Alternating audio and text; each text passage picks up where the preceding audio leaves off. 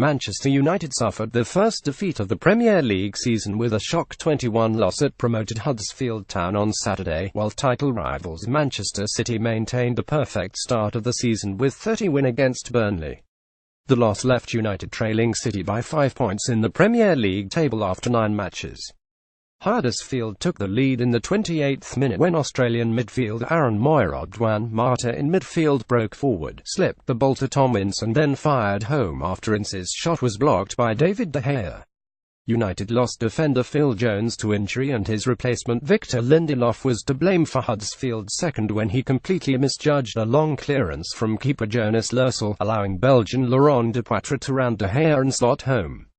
Jose Mourinho's side pulled one back with 12 minutes remaining, Marcus Rashford meeting a Romelu Lukaku cross with a firm header at the back post, but despite late pressure the Yorkshire side held on for a famous victory. Aguero equals City's scoring record at the Etihad. Sergio Aguero's record equaling strike set City on the way to a 30-win over Burnley.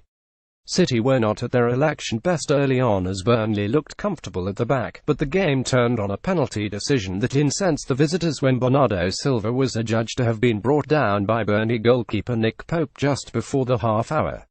Aguero stepped up to score the goal that moved him level with Eric Brook on 177 City goals, before a 73rd-minute Nicolas Otamendi header and a smart Leroy Sane finish made sure of victory in the Manchester rain. Newcastle, Leicester and Bournemouth score important wins in other matches on Saturday. Federico Fernandez's own goal and a second-half strike by Shinji Okazaki gave Leicester City caretaker manager Michael Appleton a much-needed 21 win away to Swansea City in his first game in charge. The Foxes moved out of the bottom three with this victory.